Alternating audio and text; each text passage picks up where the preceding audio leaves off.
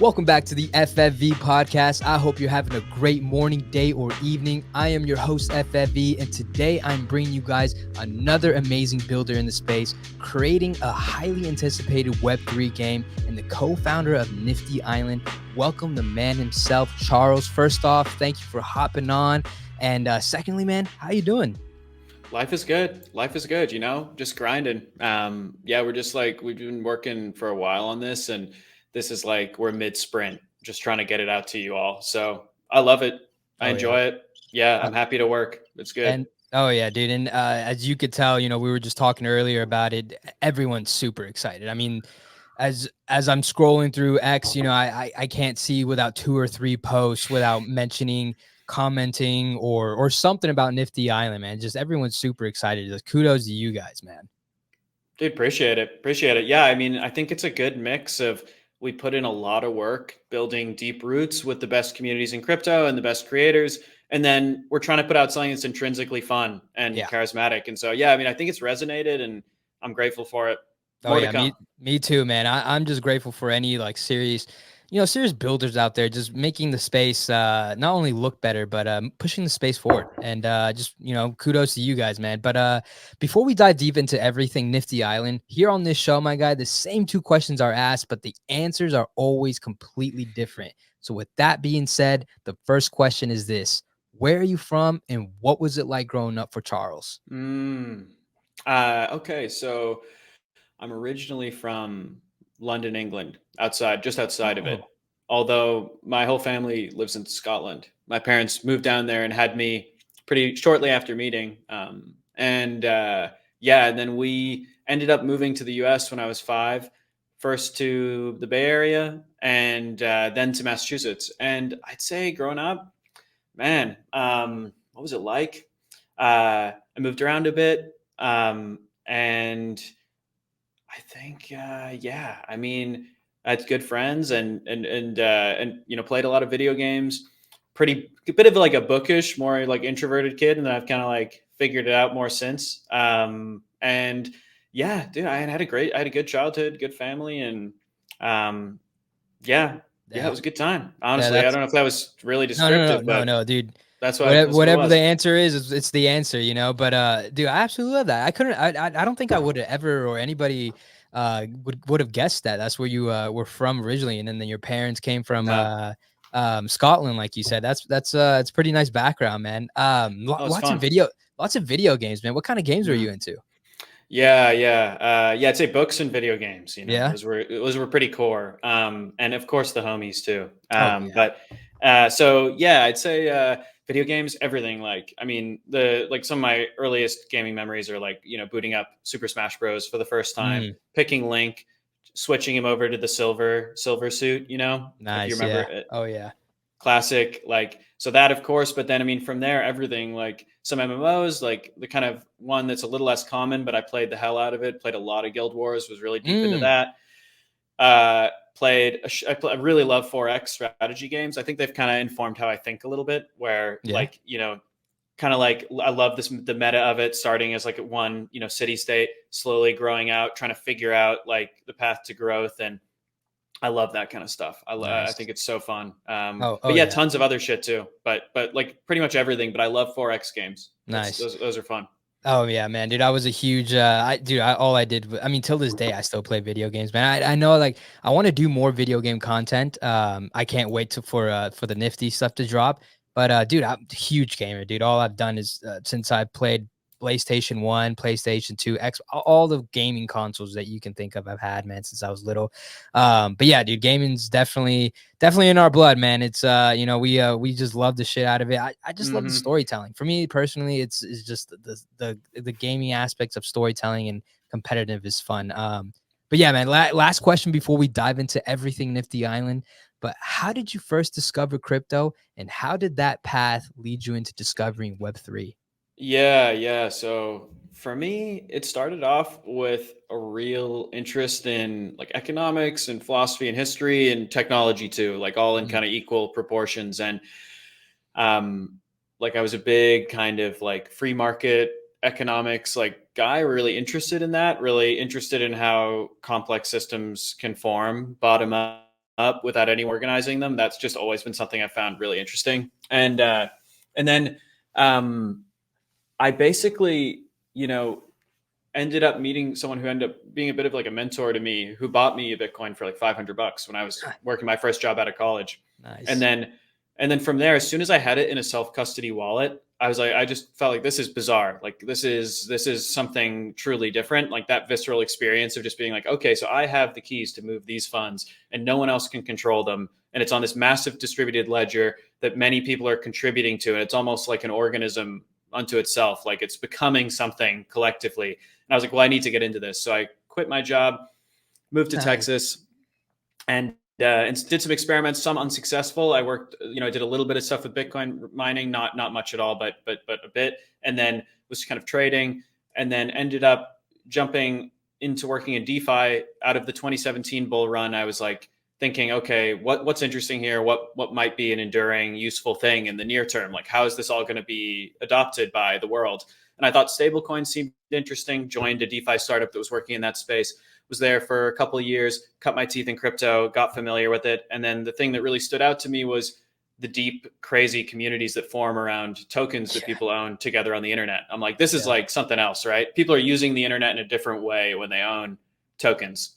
And then basically from there, like left that and had a period of thought around kind of what to do next. And when NFTs started to pop off, I was trading them, doing a little bit of CryptoPunk trading, like collecting NFTs. And I thought, okay, this is the rarefied version of what crypto, it should be. It's all about deep online communities. And this is the form of digital retail that's going to make crypto interesting. And so my co-founder and I, Zach, were like, okay, let's go head first into having our own like Web3 startup. So we started Nifty Island. I can get into that more, but that's really the through line. That's what it looks like. Yeah. Dude, that's a pretty badass background, man. So you just dove right in as soon as basically what I heard, as soon as like, self-custody got into your brain, you just dove right in, man. I love that, man. And also I also relate so much to the community aspect. Obviously a lot of us here do. But I used to do like a lot of stocks, like stock trading and just like regular stocks or whatever. And I did it for a solid year. And dude, I just was so fucking bored. I was just so bored with it. There's nothing to do with it aside from like fucking looking at the chart. That's all you're doing, and I just didn't love it, dude. And as soon as I hit crypto and NFTs, I knew exactly that this is the place where I want to put all of my money. So dude, I took out all the fucking money I had in stocks and just dumped it into ETH, and then and then just fucking bought some NFTs. And dude, the community just fucking sucked me in, man. Like I had no idea that this world even existed before like stocks or any. Yeah, dude, it was a pretty surreal moment. Just being a part of something bigger than yourself. You know what I mean? It's a very beautiful thing, man. But dude, love that story, man. I want to get into everything Nifty Island, which we saw from the announcement a couple days ago. People are absolutely buzzing about the preview of the game. Dude, good. So fucking badass, man. I actually kind of want to pull it up a little bit here. Oh yeah. Let me I've watched it many times and I don't get sick of it. So. Dude, you could I don't understand how anybody could, really. Can you see what I'm seeing? Oh yeah, I'm familiar with this video. Yeah. Oh yeah. This is a good one. It opens. It's just fucking look at that. Everybody's there. You know what I mean? It's there they are. This part was like, whoa, like him turning. Oh yeah, that shit was so badass. Yeah. The thing that I loved about this part too, when the cool cat pulled the lever, that got me thinking like, there's gonna be some traps, there's gonna be some cool ways to fuck with people on this game, and it's gonna be a lot of fun, Everything that's there is there for a reason. Oh really, dude? So let me ask about this. Where is it? Because I noticed things too, little things here and there. Yep. I want to ask about this little part right here. So you see this pond, yes, right? And then these bricks. Yes, yeah. So does every single NFT character, let's say, have their have like their own special abilities? You know what I mean? It's a good question. So, that is something that will come down the line. Like we're going to want to do things that make the experience more and more tailored based on the NFTs you own. That could be everything from abilities to like custom UI skins, custom soundtracks, even like the animation set that the character moves with. These are things we Nice. can do that are more bespoke over time, but you got to do an 80-20 to start. So to start, there won't be unique abilities. It'll be more Yeah. aesthetic and about prizes that you're eligible for based on what you own. That sequence is loosely inspired by a block gun that is in the game. So you can like Mm, shoot blocks and like create a bridge for yourself and stuff. So it's a yeah. little bit loose, that one, but it is kind of inspired by a game feature that's Nice. there. Yeah. So, dude, that's that. Yeah, like I said, man. You know, you and I have been gaming for so long. You know, we notice Hmm. these little things within these previews that basically is like Yeah. one of the biggest alphas within the game. I just definitely once I saw that, I was like, oh yeah, dude. There's gonna be some special abilities within these different communities. But really wanted to go back, like way back, dude. Take me back to the Mhm. beginning of Nifty Island. How did this idea of creating this come to be, and what was the inspiration behind it? Yeah. So it's a bunch of different things all together. So I think, one, there are a bunch of different things. So one is I've always had like a bit of a dissatisfaction with the internet as it is, like this sort of kind of shallow, like a lot of people passively consuming content. Like the dream of the internet was to connect people and kind of it's often felt like the internet is just a silly mirror of the real world. It doesn't like, it's just like, okay, there's a picture of somebody, like we can like it and comment on it. I'm like, I'm over it. I've seen a picture of someone before, I'm seen enough.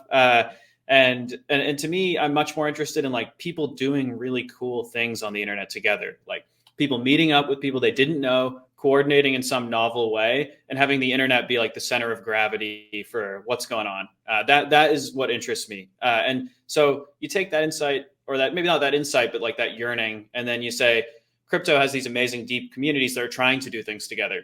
They often don't have that much to do, though, right? You can kind of talk Yeah. about something you own, you ship post, you're on Discord, and our view was like we need to unlock this. Like what if you had the passion of like a Chainlink Marine or like a Bored Ape holder, whoever it is, but they're like set loose in a world and they can build stuff and evangelize for the game world, be rewarded for it, etc. It felt like this thing where a lot of the pieces to make a great consumer crypto product have been sitting around and they just need to Mm, be configured in the right way. And we've built so many interesting building blocks, like so many primitives have been established. And so we want to say, can we put these to use? Can we build a consumer product that's fundamentally better, more community driven, more sticky, like higher retention, easier to activate users, better in terms of monetization, and more fun, of course, right? So um, I think a lot of it comes from that. And then this interest in these deep communities, interest in applying crypto to a really novel consumer product.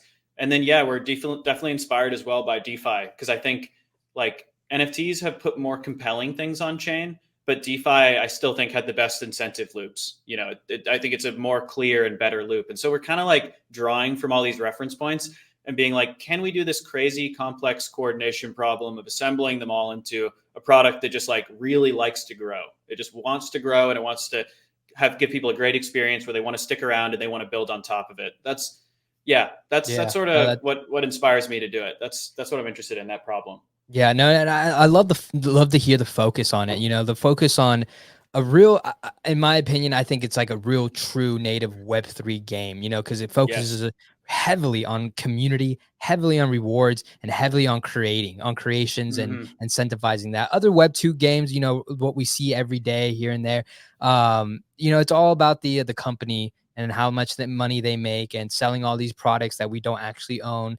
And you know, and a little bit some of these web3 games that are out here or trying to Hmm. become web3 web2 games coming to web3 games really still are like, you know, a little bit of web2, you know what I mean? They're A still hundred incentivized. percent. Yeah, and like I feel like Nifty Island is just really 100% a web3 game, you know, and You got it. That's yeah, right. Unabashedly, like yes. unabashedly a Web3 game. And to me, there's just like the most important thing you can identify as if you're doing a startup is like who's the user, like who's going to Mm, use this thing. And I think if you have too broad a conception of that, where you sort of want people who hate Web3 to use your product, but you also kind of want people who like Web3 to use it, and you're trying to assemble things in a way at day one, right? Maybe this is all possible in the long run, but day one, you're trying to do both. You can end up with a product that doesn't excite, people outside of crypto, and it doesn't excite people in crypto. Yeah.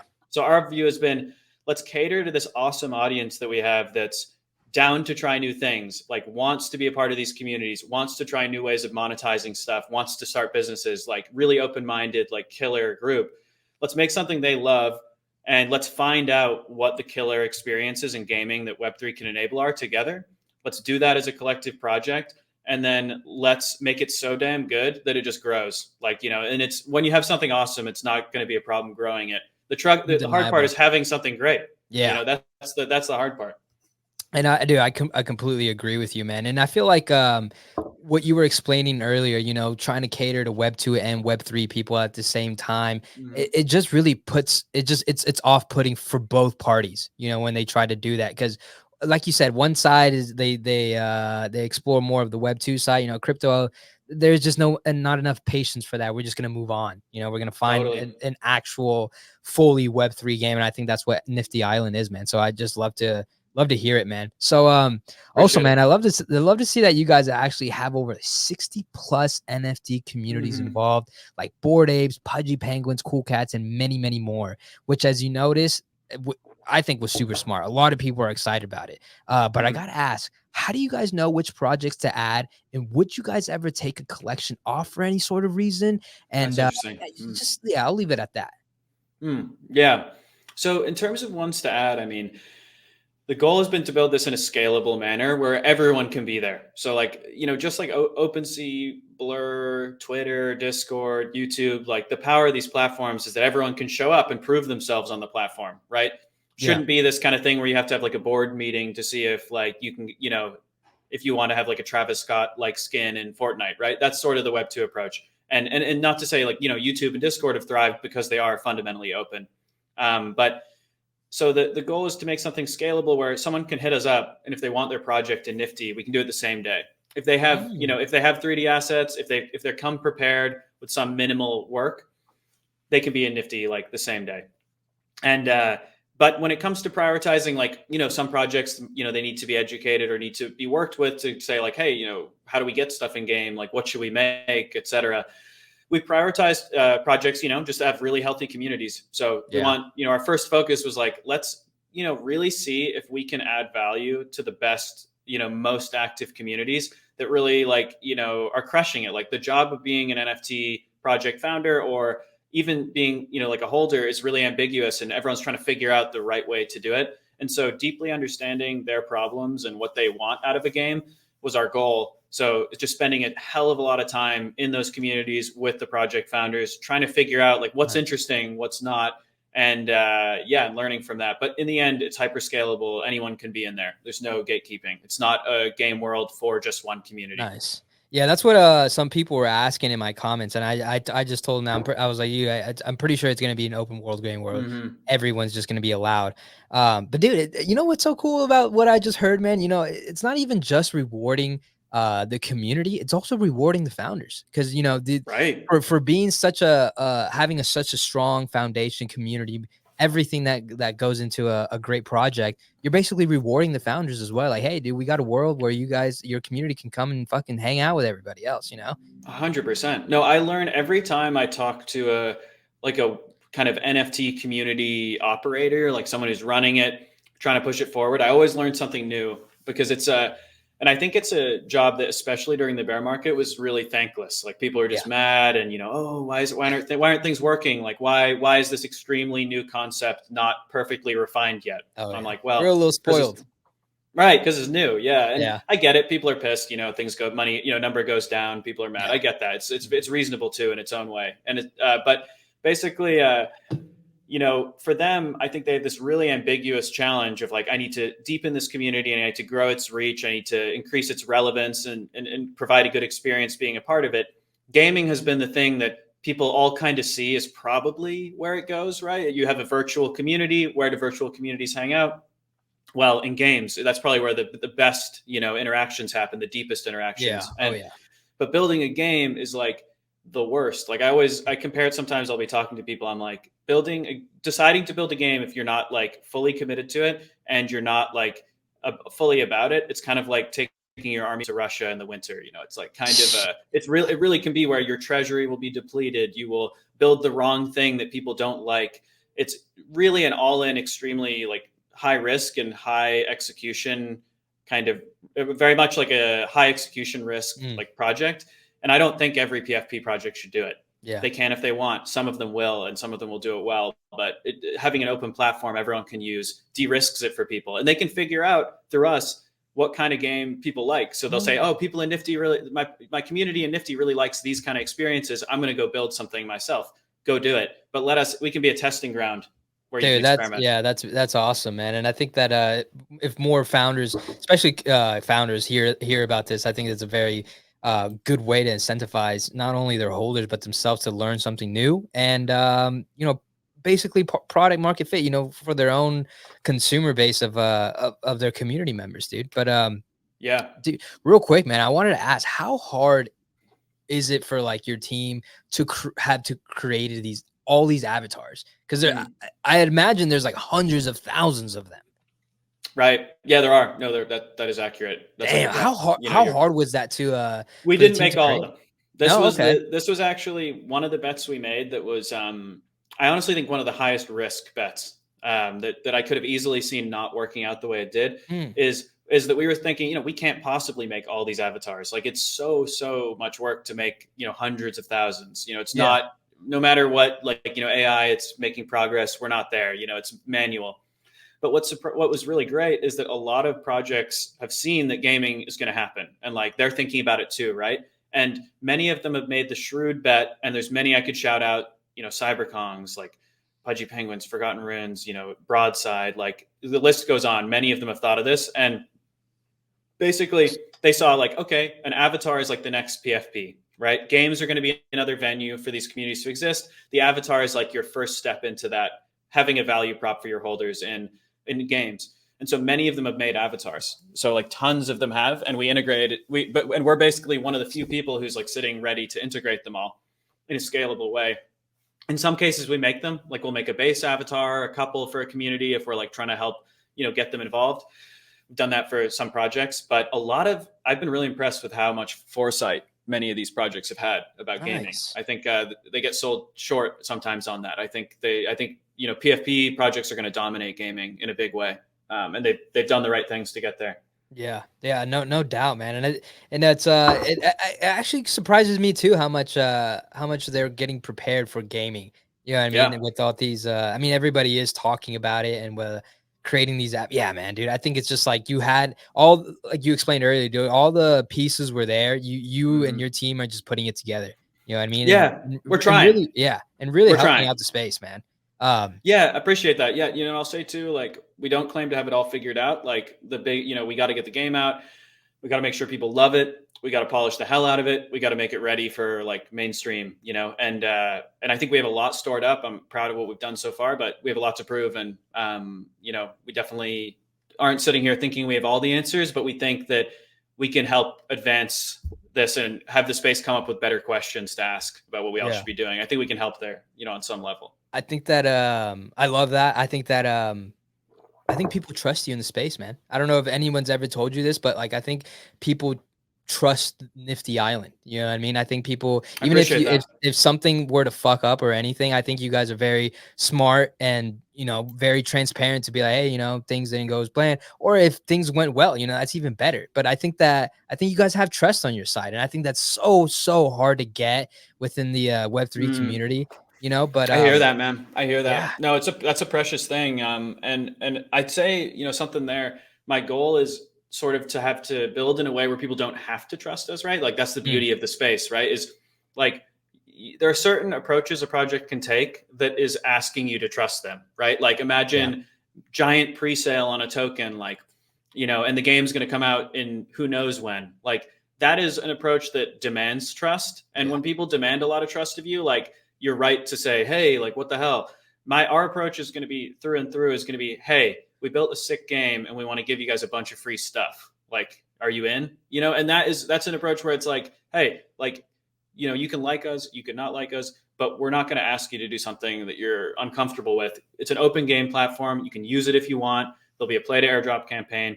So you can like, we're not asking you to purchase anything. Play if you like it, if you value what we're doing, great. If you don't, no harm done. So that's really the approach through and through, is to not even ask for people's trust. Yeah. We'll just show you what it is, and if you like it, you like it. If you don't, you don't. I think that approach is it's obviously very different from like the very common strategic ways of video game or any developer out there would want to go. But this crypto world is completely different, man. It's a whole Dude. different world, you know, and you just have to approach it so differently, man. And Yes, dude. I think Nifty Island is just approaching it so well, and I'm excited for your guys' future, really, man. Fucking Appreciate it. oh yeah, Appreciate dude, it. of course, man, and of course, man, I'm so happy that I was even considered to be involved, man. I'm so stoked to build my island and have some cool things. I want to get into it later, but let's talk about the game itself. And I've done my Yeah. research, man. I know that there's tons of different things to get into, like the islands, gaming, and rewards, which all of them, if we have time, we can get into. But first, tell me about these islands. What kind of things can someone do once they get theirs, and what is the key purpose for them? Yeah. So I think for people who play games, the shortest kind of path to explaining it is by analogy and saying an island is an open play space, like a playground. And from a functionality perspective, it's sort of like a mashup of Animal Crossing, where it's all, you can make it aesthetically beautiful. You can sculpt it. You can, put your collectibles everywhere if you want, your NFTs. So it can be very like aesthetically driven, but it's also kind of like Halo Forge in that you can make it as an arena. You can deploy custom games on your island in a very easy way. If you ever played Halo Forge back in the day, it was a bit of a breakthrough in letting people concurrently and easily make cool game experiences. I've always thought, I think that game was like really ahead of its time. And It was, man. It was underplayed, in my opinion, dude. It was. insane. I don't think it was ready for the type of gamers, No. especially for that type of. Go ahead. Yeah, keep going, man. No, dude, 100%. Well, part of it too is that like the internet was less far along, and so like UGC like could only travel so far. Like you were basically in an obscure like Halo Forge game browser. It couldn't really break beyond itself in the way that like a Fortnite creative now can. Yeah. So it was ahead of its time, but it had a lot of good qualities, and that's definitely a point of inspiration for us. So custom play space, build it up, make it an expression of you or like a community you're into, and also host crazy custom games on it. Invite your friends. So you can easily copy a link to your island. You can share it on X or Discord, drive traffic to it. And you can also host cool competitions, which go through our quest system. So you're going to be rewarded for driving engagement to your island, quality engagement, and you can encourage people to come by hosting quests and competitions. So if you're a player and you just want to bop around from island to island and see what people have made, play games, complete quests, and and just enjoy yourself, you can do that. You can farm a light in-game currency by doing that, earn rewards, etc. If you want to go ham as a creator, you can do that too. But part of what we're doing is we think that gaming UGC right now is really high effort and often low returns. So even like Fortnite creative, right? They advertise people making a lot of money, and I think they are, but it's really a top list of creators who go extremely ham. It will be like a third-party dev shop that's like all in on making Fortnite experiences. And those people will do well, but the long tail of people who make nothing is really significant. Yeah. Our goal is to make a game world that's a little bit more like Instagram, where there's a high participation rate. So like think of what they're making is almost more like YouTube. Like almost no one makes videos and a small number of creators really crush it. Our goal is make something a little more democratized where anyone can have an island, any creator, and they can share it and they can make an outsized they can monetize it in an outsized way to the effort they put in. So we think like every person is capable of being a gaming creator, and the incentives and the barrier to entry just needs to be low enough. The incentives need to be right. The barrier to entry needs to be low enough. So that's kind of how we're trying to flip things on in terms of like building a different kind of UGC world. Man, dude. Yeah. The more you talk and the more we're revealing, man, it just gets me so excited, man. Appreciate that. Yeah. The approach is so amazing, man. Like, man, obviously I love Bored Apes. I love Yuga, dude. But like that whole incentive, the way you said about, long-term rewarding, the players and stuff like that, for those type of games, man, like Heavy Metal, dude, was fucking awful, dude. I fucking hated that. I didn't hate, I hated it. I hated that fucking game, dude. Like it wasn't worth the effort I put into the rewards that I got. I mean, like it just, dude, it was just so fucking boring. You know what I mean? So like it made me feel like I was working quadruple the more effort. being bored and playing is quadruple the fucking effort, you know, while you're Right, playing. right. It No, fucking exactly. sucks. You know what I mean? Being in a game is like a big ask, you know, in a way. Like it's like you're not just like looking at Twitter, kind of like half doing something. You're like all the way in, and so it has to be good. And I think, you know, like I generally I don't not like there's a couple projects I'll criticize openly. I'm certainly not gonna like be deeply critical of them. What I'll say that I think is a challenge they're encountering in crypto that is just true for many projects is the path you walk in terms of what you put on chain creates a huge amount of path dependency for you. So like if you do like a token ahead of a game launch, well for them, so for them, they have a PFP community and then they have a token that's used to reward the PFP community. And then they have a ton of auxiliary assets that are mainly owned by that PFP community that sort of are related to an eventual game. And so what you have is a situation where there's a ton of assets in circulation and a lot of outstanding obligations to people. And then there's a game that sort of has to like deliver on a lot of past obligations. And that's a really hard way to build a game. The easier way that we're trying to do, I think that makes us a bit different is like notably, like there's no Nifty Island pre-sale token. You know, there's some NFTs we've given out for free to people in a kind of slow, gradual process, but we're kind of unencumbered. So the way I look at it is the game launch should feel a lot more like DeFi than like an NFT mint. So it's like the game should pull you in by issuing cool new things that people want to have that pull them into play and turn them into a stakeholder, and they're given to people who actually want to play. But if you have a ton of assets outstanding before a game launch, you basically have this group of people who maybe don't even want to play the game. They just want to kind of see something good happen.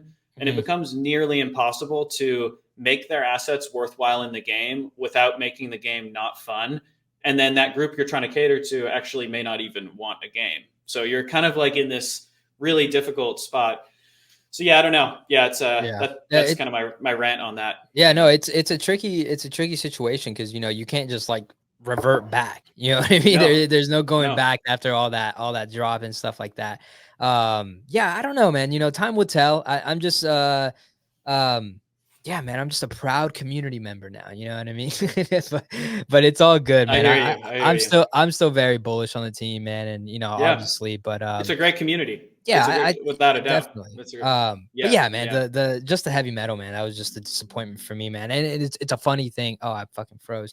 It's a funny thing because I actually got I got fished from my heavy metal. It was in a wallet that I was able to afford to lose. Right. The thing that got me was like, bro, I didn't even give a fuck enough to like get back into it. I was like, whatever, it's gone. Now I don't have to fucking play it. You know what I mean? It sucks to fucking say that shit. You know what I mean? But it's just you're afraid of it. Yeah, you were like, it's the am I leaving money on the table by not playing this game? Like, do I have to play this game? Yeah, I hear that. I'm that. Like, whatever. But all right, back onto Nifty, man. Let's talk about the juicy stuff, man. And that's the rewards and the prize section. So how does someone win something that do they have to like rank, or is it with each game? And what kind of prizes and rewards are we talking about here? Yeah, so it's going to get rolled out in phases. And like the beginning of it is very much about bootstrapping the game. So you're going to have a few different things going on concurrently. One is we've got this play to airdrop campaign coming out. You're going to see some announcements around that over the next couple days, or I think it's 24 hours from now and then onward. And basically, this is going to be something where people who play the game and evangelize for the game, share links to their island, drive engagement, do things that are pro-social for the platform that make it a good game, filled with users, are going to be rewarded with points that can translate into this eventual asset, right? There'll be some announcements on that soon. And so that's play to airdrop is the goal. It's a bootstrap mechanism that then will transition into other incentives that I've talked about on some spaces and can say a little bit that basically our goal in the long run is that Nifty Island is a game that's really fun to play. It's also a game that's fun to collect and trade around, and that all that throughput can be taxed, and creators can earn real crypto through driving engagement to the game. And then you'll see it'll all kind of you'll see how kind of you'll get to know how it all fits together. But there is a plan to basically harmonize the desire to trade with the desire to play, where the trading makes people more likely to play and the playing makes, the assets interesting. So we have that. And then the kind of more like the other stuff that we have is twofold. we have our quest system, which is, think of it like a kind of open reward system where anyone can come, they can lock up an NFT reward, and they can get people to compete in game on their island, on other people's island, doesn't matter. So that could be like, be the #1 time on my time trial and win this Pudgy Penguin I'm giving Ooh, away, nice. or Nice. be the most popular Sappy Seals island of the week, and win a shroom cut seal. That's the kind of, so these are the sorts of things we'll have. That system will start closed, but it'll be opened up. And then the last thing that we'll have at launch is we have a kind of, we call them bloom rewards. So blooms are this light in-game currency you can earn just by playing. So you're playing, nice. You're accumulating this thing, and you're using it to upgrade your island at your campfire. And then you're also using it to participate in these fun, free, open edition mints. So we're going to help you acquire a huge collection of game-ready assets themed around the communities you're in just by playing. And so you'll have these kind of play to mint, bloom rewards. You're going to have the quest system. And then you've got this play to airdrop campaign that's like going to be probably the main attraction to start. And this will all move into a more sustained incentive system that we think can be like, take what you see with Fortnite Creative and Roblox creator payouts, but like way more compelling and accessible. Like we won't do it overnight, but we really think we can make a game that is easier to create on, and more viral, and more like rewarding to create for. That's nice. Kind of where we're headed. Yeah. And I love that, it's going to be easier to create. Cause, personally myself, I'm creative, but I'm to an extent, you know what I mean? I know I can picture it, I can visualize it, but I don't know necessarily how to actually put it together. Totally. You know what I mean? You know what I mean? So I love to hear that, man. It's always a little, that's one of the main reasons why I never really, played on like the Fortnite Explorer thing, is because it's a little intimidating. I'm like, damn, dude, these people are creating fucking worlds, dude. And I'm over here with like my block house, you know what I mean? Yeah. But this is a tough challenge. Yeah. And we're not going to be perfect out the gate, but I take myself, I'm kind of like you in that, like, I do like creating stuff, but like, if you're given a canvas that's too much of a blank canvas, it's really hard to know what to make. Like, most people do really well when they have sort of some guardrails on what they're supposed to make, some prompt, something, right? And so we're trying to do it in a way where, building an island feels accessible, fast, fun. If you want to go really ham on it, you certainly can. And we're not trying to match like the high-end Fortnite creative builds. We're actually just trying to do something where people can spin something up they really feel proud of pretty quickly. So nice. Yeah. Dude, I'm excited about that, man. Now, last question about that part, man. So like, not the creation itself, but like, say am I allowed to like host my own competitions and reward my own from my participators? Will I still be getting rewarded for holding those competitions and stuff like that? So yeah, the loop we're trying to work on is that the quest system will get opened up a little bit after launch. First, we're going to be doing a bunch of quests to kind of show people how they feel, but the quest system will open up, and the idea is that you have an island, you want to get people to visit it, play on it. And you also want to attract people, not like bots. You want to attract, people who are real. So we have some interesting things we're doing around that too. Nice. But basically, you want to drive engagement because you're going to get rewarded for the engagement. And the quest system becomes a tool for you as an island creator, where you can say, you know what, I have this, whatever it is, right? I have an NFT that I've got, but I'm game to give it away. You create a quest. You say, hey, I'm having a competition on my island tonight. Come through. And that's going to boost engagement to your island because people want to get the reward. And you can even token gate that. So for some people, I think they'll be like, oh man, I can really get like, the Pudgy Penguins community that I'm in riled up. I'm going to give away a rod, and I'm going to give it away to people who do XYZ, but you have to own a Pudgy Penguin. So the quest system becomes this thing that like helps you as an island creator drive engagement to your island. That's the function of it. Yeah, no, I can't wait, dude. I'm definitely gonna be holding some competitions, and I'm already having some ideas shooting through my brain, man. But last thing, man, on that, do people get this is just like me shooting out an idea. I don't know how the technicalities work. This could be something dumb or whatever, but it's like a question and kind of like a maybe do this, but it's like, do people get rewarded for visiting your island? Right. Yeah. Because like how like the whole not the portal coin thing, but like you interact with my post or you go to my island. the people that participating are also getting rewarded while the person that's hosting is getting rewarded. That way it's incentivized to just, Yeah, you no, know what this I is mean? right. So the way I look at it is like creating something and attracting people is like the Mhm. heavy lift, right? Yeah. Oh Showing yeah. up, showing up, you do want a reward, but it's lighter. So Yeah. Yeah. the way we're building it, it's like really about you want to reward the people who make something cool and share it in like a very like direct way. And then with the players who show up, there's a couple things. So if they go to a popular island where there's lots of games going on, their ability to farm the in-game currency is higher because there's more players, and the way the Bloom rewards payout works, the being on an island with lots of legit people doing stuff is the best place to be to farm, Okay. basically. So, and those rewards can be used to accrue NFTs, and then there may be some tie-in with this play to airdrop campaign that gets the players excited about doing that too. So, yeah, Nice. players will be rewarded as well, Oh yeah. and yeah, for sure. Oh yeah. So there's I'm there's super excited, rewards on man. both sides. Yeah, awesome. Oh yeah, man, dude. And you know, I know I already mentioned it many times, dude. People are just buzzing about it, dude. People absolutely loving it. It's And great. until this day, man, you know, even like the group chats that I'm in, man, there's, oh, you know, you see the fucking Nifty Island, man, dude, they have everything, man. You guys are gonna play. I can't wait to stream my island. I can't wait to play my games, man. But another Let's go. interesting part of the Nifty Island kind of world saga is the legendary items, which Yeah. are the legendary palms, pistols, Hmm. and ultra blades. I know this Hmm. this one's a fully loaded question, my guy, but what Mm. exactly are these legendary items?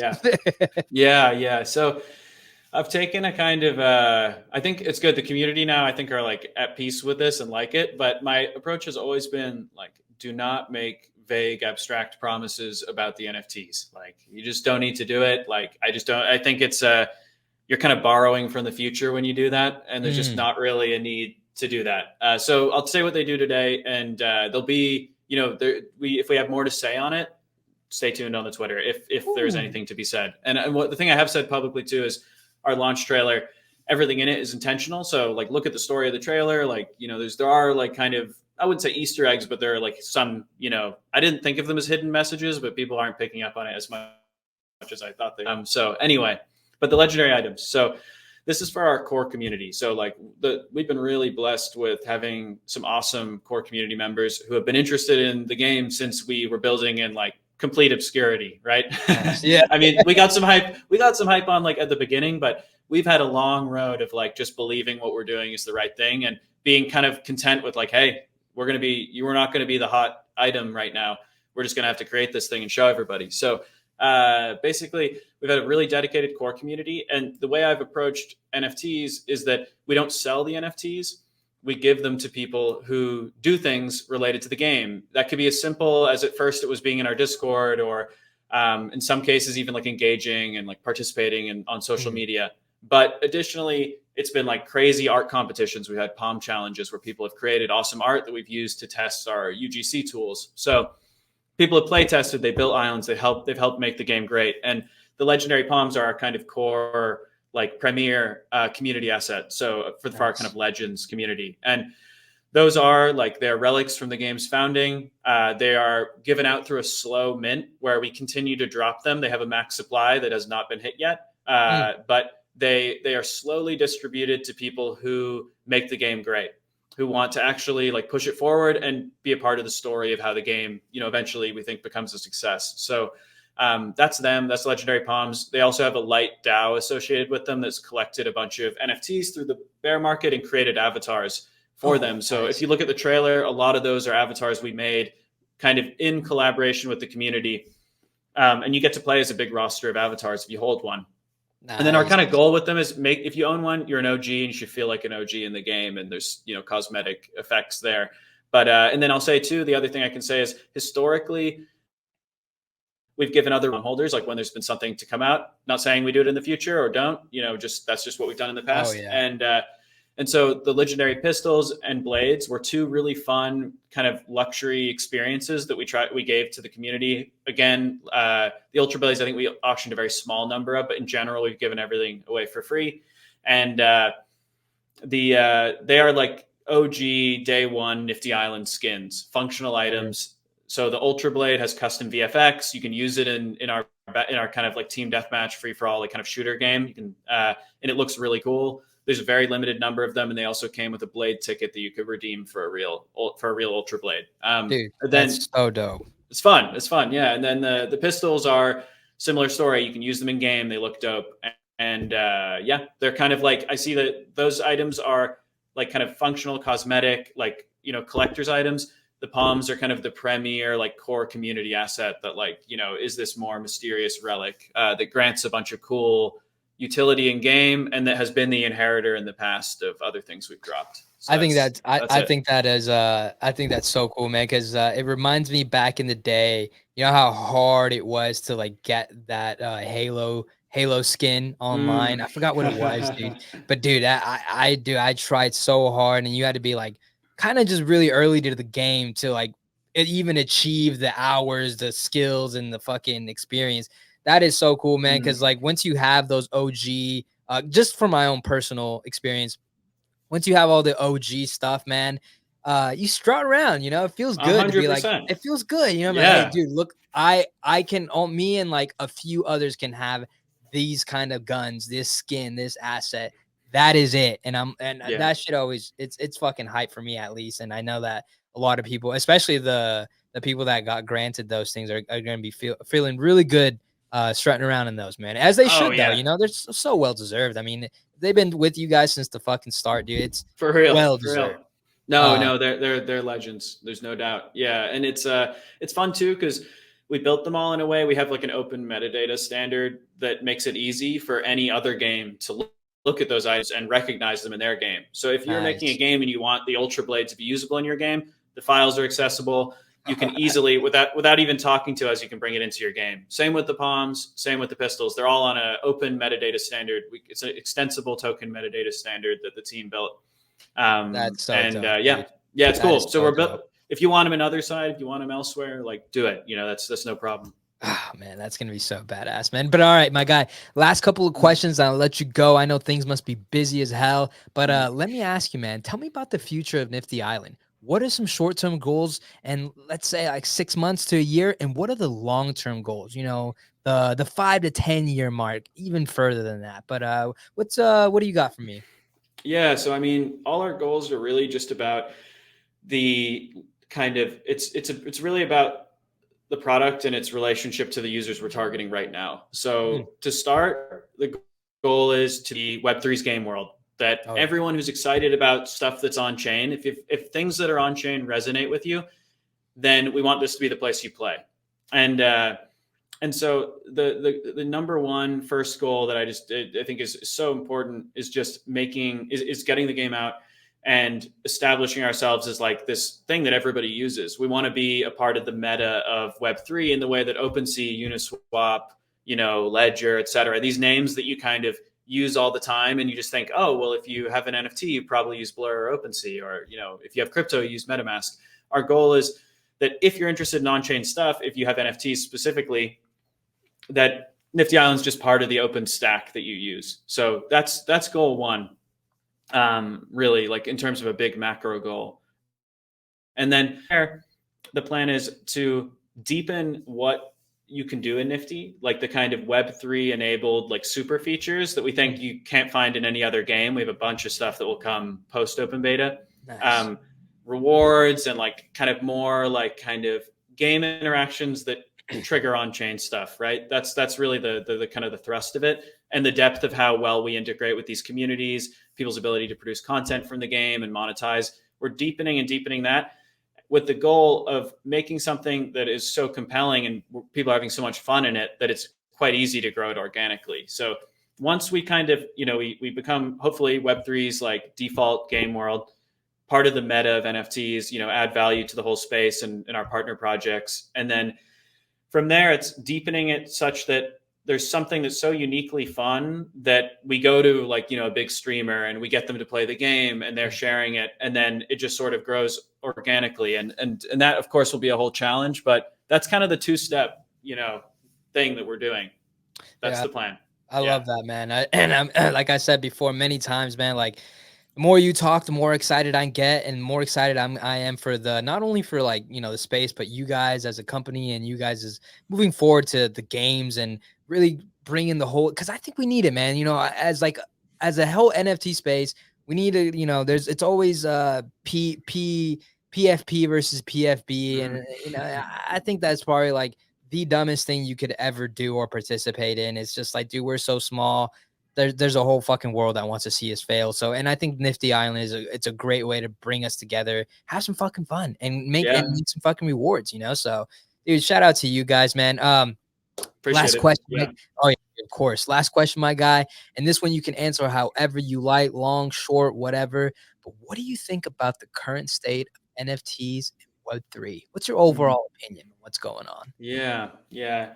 Um, I think like the biggest criticism I could make of crypto is that I think it's for what it produces, it's been for the amount of capital it attracts, it tends to be really capital Mm, inefficient. So I mm, still think we have too many things that aren't even a shot on goal. Like we're not even aiming at the target, right? Where I'm just sort of like, you guys, like these are just going to be pump and dump yeah. things that like we're not, and it's fun. I mean, I'm not even like, trade it, go for it. Yeah. It's completely up to you. I no like moralizing on it, but if I'm just looking at it and for whatever reason, I've just always been most interested in seeing how this stuff is going to be like really cool and like get everybody involved. That's just something I'm interested in, for my own reasons. Some people like to trade. This is what I like. And basically, I think we do too many things right now that aren't even a shot on goal, like crazy. Like if it's like a really hype mint or like a token pre-sale for a product that's not even close to release, like I'm like, this is a practice we gotta, move away from. Yeah.